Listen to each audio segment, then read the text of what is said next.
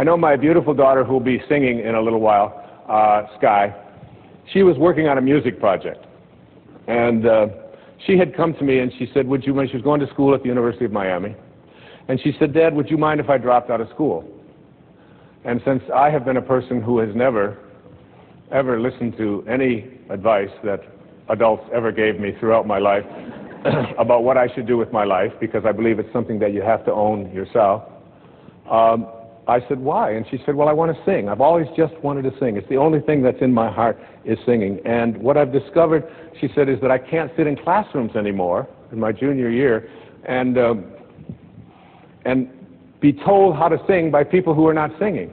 And she said, I also don't want to study theory any longer. I want to sing. I just feel it in my heart.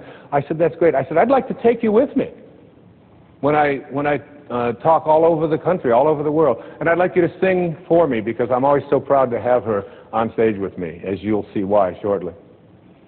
And I said to her, I said, honey, but what you got to do is perhaps put together a project, perhaps put together a CD, get some way that you can come out and sing at the talks and include on this some of the music that is relevant to what I speak about. And she said, okay. And I was over on Maui and I was writing. And she called me, she said, Dad, the problem is that the musicians that I need to be able to do this are not available. And you can't get them. And I said, Sky, you've got to contemplate yourself as surrounded by the conditions which you wish to produce. Don't think about the musicians as not being available. Contemplate yourself surrounded by the musicians, and you'll see that when you reconnect to this source will provide. It always does. It's an unfailing system. It's fail-safe. She said, all right, you Dad the dork, you know. She called me back the next day. She said, you're not going to believe this, Dad. I did what you said last night, and all the musicians are available. I just can't believe it. She said, they called the ones that I wanted, especially they had a cancellation on something.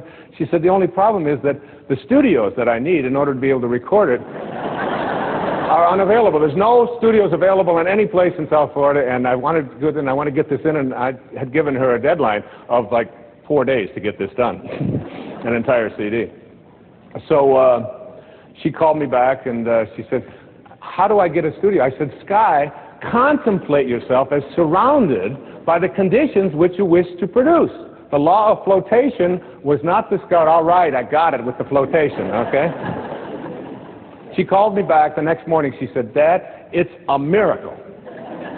She said, the studios had a cancellation, and the studio that I really need and the musicians, they're all available. I can put the whole thing together. It's so exciting. This stuff really works. I said, of course it does. She said, the only problem is that it costs quite a bit of money to pay these musicians and to have the studio time. I said, Sky, honey, you've got to contemplate yourself as surrounded by the conditions which you want to produce. She said, that's why I'm calling you.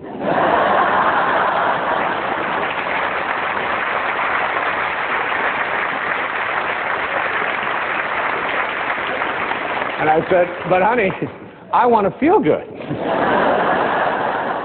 She said, maybe you should call Dr. Phil. She said, and this will make you feel good, because you will be contemplating yourself as surrounded by a daughter who is so... She used it all right back on me. And she did it, and she got it done, and she was able to produce it. And, you know, it sounds like a silly little example, but it's like the obstacles that we have to creating what we want very often are in the ways that we perceive ourselves as disconnected here. And every thought that you have that says, I can't do it, is resistance to connecting to Source. And every thought that you have that says, it's never worked before, that's resistance to connecting to this Source, to what is being, what I call vibrating to Source energy, getting back to your, having your desires, what you want to create in vibrational harmony with this highest energy in the universe. The obstacles that we have, most of us are, there's three of them. The major one is the ego, which I talked about earlier. You have to learn to stop being offended. There are people out there who are going through life looking for occasions to be offended, and you very seldom will find yourself disappointed. And if you don't like the way somebody's dressed, that's a way to be offended. If you don't like the language that they use, one of the things I do is I run in hallways. when I'm traveling on the road, because I like to do my running every day, but I don't like to, if it's very cold or very hot, I don't like to have to carry a lot. So I just carry a pair of shorts, and I run up and down the hallway like this. I run here and I run up and down, and I get an hour of running out there in the hallways of hotels. Now there are people behind the doors very often who don't anticipate a sweaty man in running on the hallway. And there are times when the doors will open and I'll be running and I'll hear someone walk away. What is that guy doing? What's wrong with him? Doesn't he know that there's a trap? This isn't the place. And he's using my experience out here as a reason to be offended. And he's still on the way down. He's yelling at his wife about the fact that I shouldn't be there. Oftentimes goes home, kicks the cat, whatever it is. Because. But one day I was running, and there's a different view of it as well. It's very interesting. Because I was running in the hallway one time. And the door opened, and a woman had to be 92, 93 years old. So it was in Little Rock, Arkansas. And she opened up the door, and I was running right past her. She had a little walker. She said, "Young man." I immediately loved this lady. Huh? She said, "What the hell are you doing?" I said, "Well, ma'am," I said, I stopped. I was running in place. I said, "I just like to get my heart rate going up there. It's really good. And I didn't want to go outside because it's very hot out there today." She said, "You got that much energy this time of the morning to be out there running?" I said, "Yes, ma'am." She said, "Why don't you come on into this room with me for a little while?" Now, there's a woman who had a great sense of humor. With the same, she wasn't looking for an occasion to be offended. How many times do you find yourself doing that? Or stopping yourself from feeling superior, or from needing to be right, or from needing to win, or from needing more, or to achieve, or to be concerned with your reputation. All of these have nothing to do with source energy. All of that has to do with this identity that you've taken on that says, I am, all of these accomplishments are what I do. That's one.